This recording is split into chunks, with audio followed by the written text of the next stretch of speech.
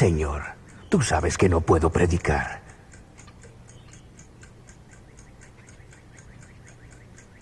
Bueno, si tú me muestras el camino, es decir, si tú envías una invitación para que yo predique, entonces, Señor, iré.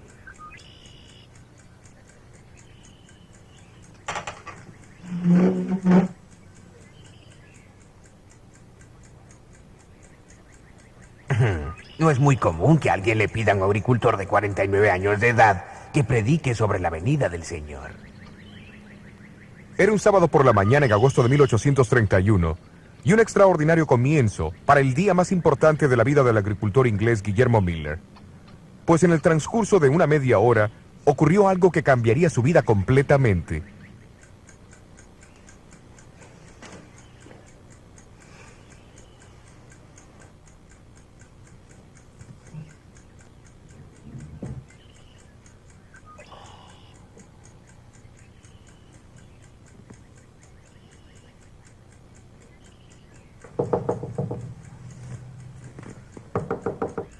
Pase. Sobrino, ¿qué pasa? Tío Guillermo, el pastor de nuestra iglesia no podrá predicar mañana. Papá me mandó que te pida que vengas y nos hables sobre lo que estás estudiando en la Biblia. Sobre las profecías y la segunda venida de Cristo. ¿Vendrás?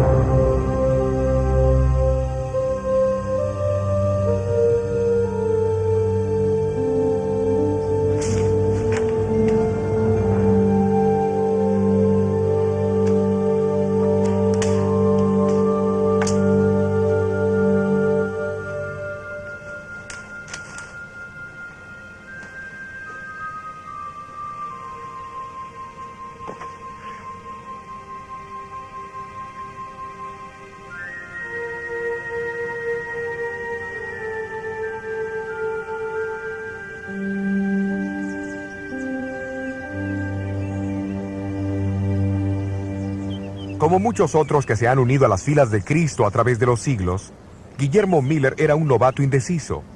Pero este modesto agricultor de Nueva York llegaría a ejercer una gran influencia en la vida de miles de hombres y mujeres alrededor del mundo. Pues ingresó en el bosque de Arces como un agricultor, pero regresó transformado en un predicador. Sin embargo, la historia de Miller no comienza en el bosque de Arces. Eventos que ocurrieron en la antigua ciudad de Roma tuvieron mucha influencia.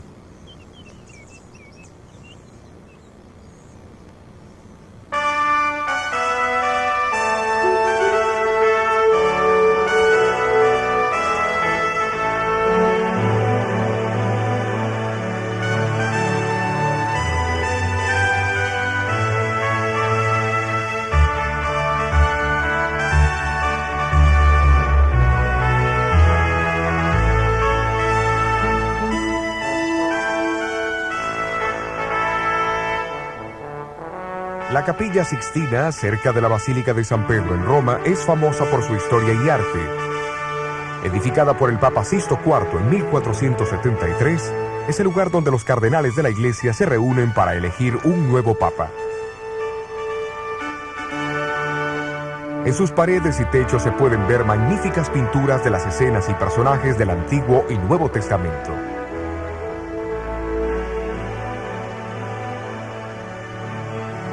Pero la Capilla Sixtina es también significativa por otra razón, pues allí se encontraron la profecía y la historia.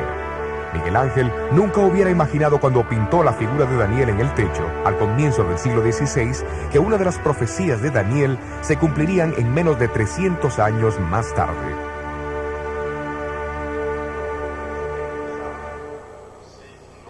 La profecía de Daniel en su capítulo 7 reveló que a la ascensión al poder del cuerno pequeño del cuarto gran imperio de Roma se le opondrían 3 reinos. Cuando estos reinos fuesen subyugados, Daniel dijo que el pueblo de Dios sería entregado en las manos del pequeño cuerno por un período de 1260 años. Pero ¿cómo se cumpliría esto? En el año 533 después de Cristo, el emperador Justiniano I, soberano civil supremo, proclamó que el obispo de Roma sería la cabeza de todas las iglesias del este y oeste de su territorio. Al someterse al Papa toda autoridad espiritual, Justiniano virtualmente entregó el pueblo de Dios en su mano y colocó la espada civil a la disposición del pontífice.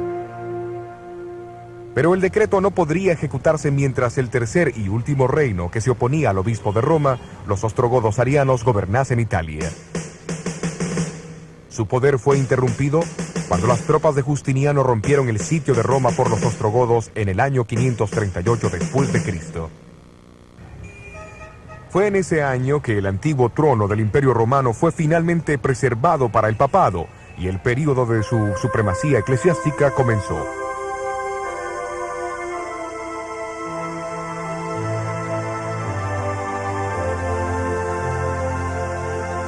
$1270 años después, Napoleón ordenó a su lugarteniente, el general Berthier, que marchara hacia Roma y subyugara la supremacía de su iglesia. En febrero 15 de 1798, el nuevo gobierno republicano fue establecido y sus emblemas y armamentos removidos de la ciudad.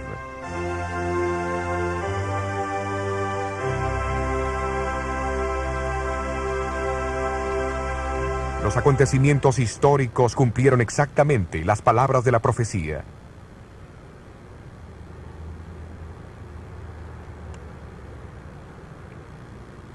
Poco más de 100 años antes, un doctor en divinidades de la Universidad de Oxford había sido el primero en declarar que la profecía de los 1260 años terminaría, como él decía, un poco antes del año 1800. Luego otros tomaron la misma posición.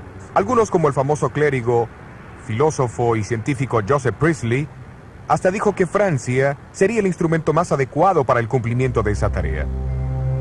Cuando el golpe finalmente cayó sobre Roma en 1798, un coro de voces en Inglaterra, Europa y América atestiguaron el fin de los 1260 años de supremacía papal.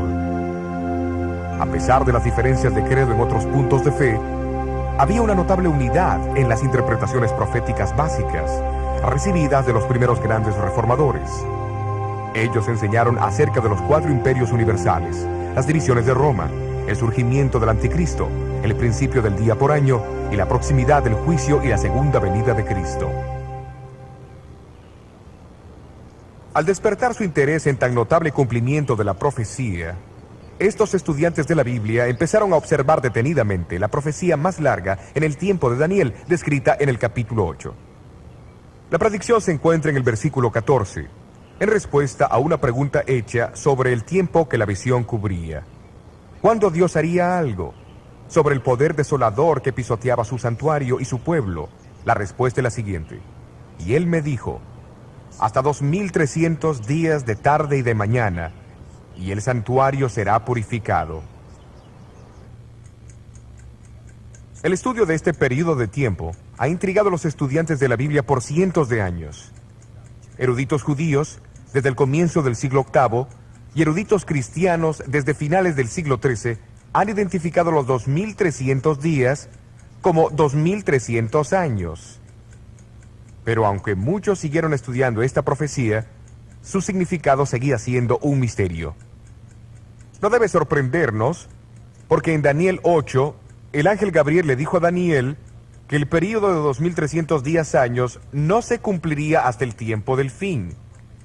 Y en Daniel 12, Dios ordena al profeta a sellar su libro hasta ese mismo tiempo. Evidentemente, el significado de la profecía de los 1300 años no debería entenderse claramente hasta que el tiempo de su cumplimiento estuviese cerca.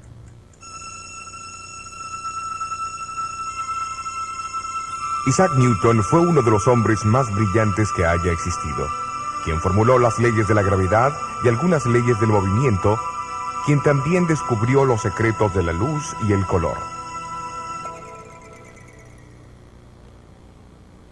Pero muchos no saben que Newton escribió más sobre teología que sobre ciencia, pues él era un gran estudiante de las profecías de la Biblia. En su libro sobre Daniel y Apocalipsis, describió un principio significativo relacionado con la profecía y su cumplimiento.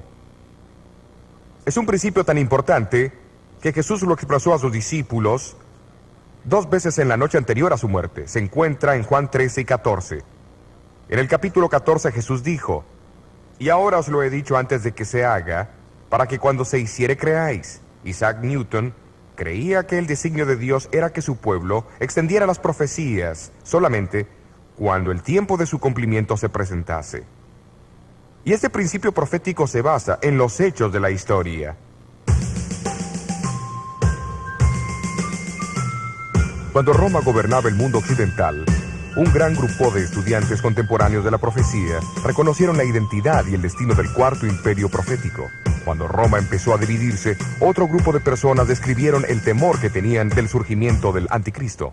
Cuando el pequeño cuerno papal reveló el real carácter e identidad, una gran multitud de reformadores atestiguaron del cumplimiento de la profecía en muchos países. El Espíritu Santo explica lo mismo en otros lugares con más claridad, para que no quede ninguna duda a menos que uno sea un ignorante obstinado. Cuando los 1260 años llegaban a su fin, esto también fue proclamado en el Viejo y Nuevo Mundo.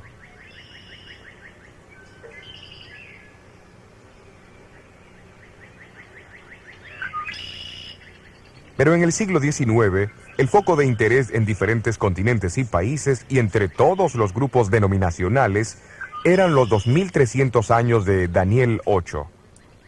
Y uno de esos testigos fue el predicador bautista que llegó a ser el líder en los Estados Unidos del gran movimiento que enfatizó la segunda venida de Cristo al comienzo del siglo XIX, Guillermo Miller.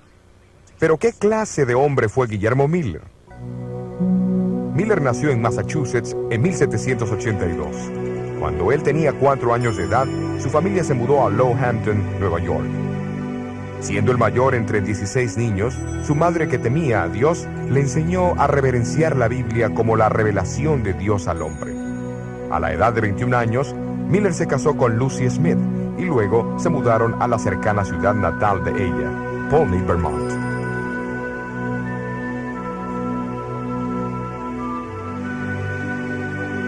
Al separarse de la influencia religiosa de su madre, Miller fue atraído por la filosofía del deísmo, promovida por sus amigos. Para el deísta, Dios es una clase de autor ausente que no tiene ningún interés en su creación. En consecuencia, la oración, la Biblia o la noción de un Salvador no tiene significado. En su libro Apología y Defensa, Miller más tarde describió esta experiencia. Llegué a la conclusión que la Biblia era de concepción humana y la descarté completamente.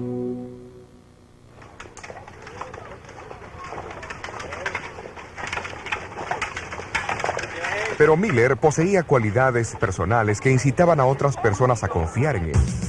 Llegó a ser el sheriff asociado y lugarteniente de la Guardia Nacional del estado de Vermont. Durante la Guerra Americana de 1812, fue ascendido a rango de capitán en el ejército de los Estados Unidos.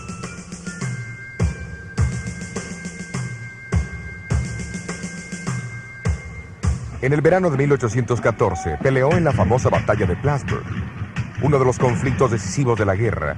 Las fuerzas americanas estaban inquietas ante los bien entrenados y disciplinados ingleses, quienes eran 3 veces más numerosos que ellos.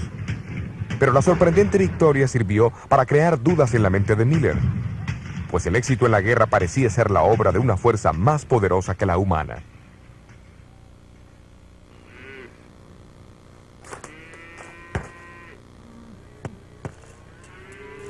En 1815, Miller regresó a Lowhampton y edificó en un terreno de 80 hectáreas esta cómoda casa de 2 pisos cerca de un bosque de arces.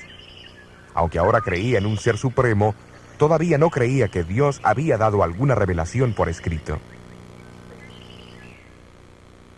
Sin embargo, un día, al convencerse de su iniquidad, comenzó a preguntarse cómo un ser justo podría salvar a los violadores de su ley. De repente, la personalidad de un Salvador se le impresionó vívidamente.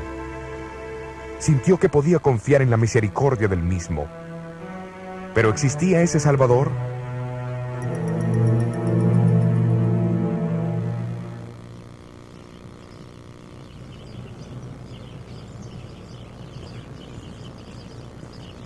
A fines de 1816, él aceptó a Jesús como su Salvador y amigo en la iglesia bautista de Hampton, y la Biblia llegó a ser un deleite.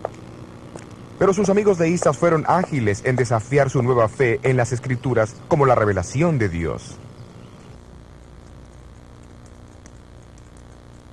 Dejando de lado todos los libros, excepto la Biblia y la concordancia de Cruden, Miller comenzó con Génesis 1 y prosiguió no más rápido de lo que su entendimiento del significado de cada texto le permitía.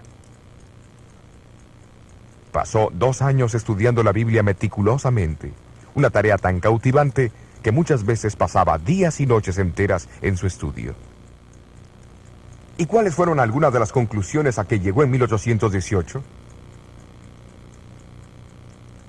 Estoy completamente seguro que la Biblia se interpreta por sí sola y que es lo suficientemente simple para que todos la entiendan. También estoy convencido que la misma debe leerse literalmente, a no ser que exista una prueba clara que el escritor está usando un lenguaje simbólico. ¿Y las profecías del Viejo Testamento? Reconozco su forma simbólica, pero ellas casi siempre se cumplen literalmente. Tomemos por ejemplo el nacimiento, la muerte y la resurrección de Cristo. Estos fueron acontecimientos literales, pero sus profecías fueron escritas en un lenguaje simbólico y ocurre lo mismo hoy. Las señales de los tiempos y la presente condición del mundo concuerdan con las descripciones proféticas de los últimos días. Estoy convencido que este mundo ha llegado a los límites del tiempo asignado. Cristo Jesús está a punto de regresar en toda su gloria.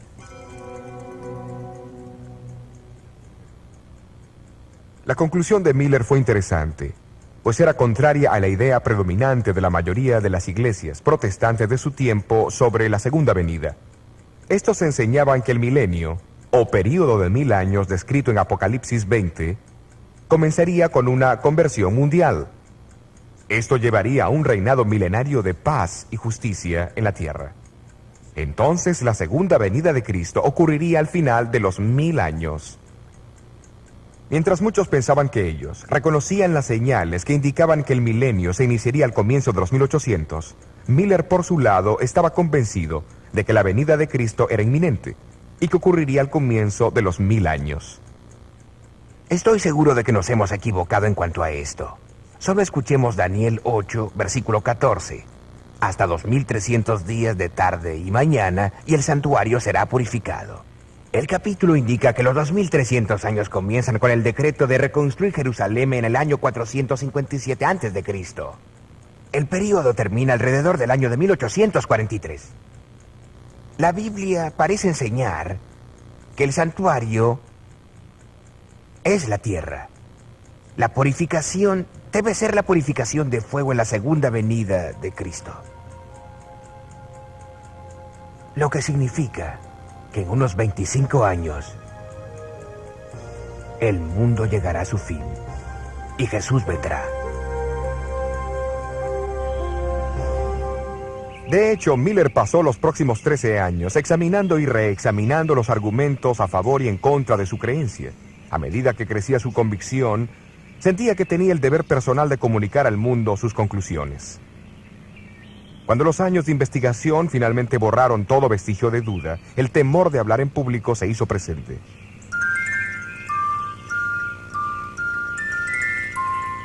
Hasta aquel sábado en el bosque de Arces en agosto de 1831,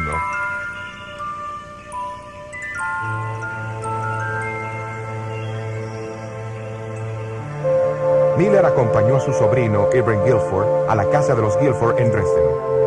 Respetando la falta de confianza de Miller, sus parientes invitaron a los vecinos a su casa en lugar de ir a la pequeña iglesia bautista aquel domingo. El texto que usó en su sermón, Daniel capítulo 7, interpretado de igual manera que los grandes reformadores lo interpretaban, pero con el cumplimiento adicional de los 1260 años en 1798. Fue la predicación de John Knox sobre Daniel 7 en 1547 que inició la reforma en Escocia. Pero ahora Guillermo Miller avanza un paso más.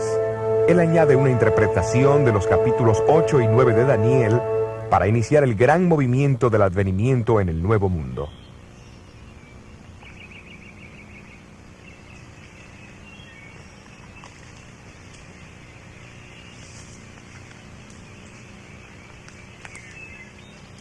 Cuando Miller regresó a la casa, empezaron a llegar invitaciones para predicar en lugares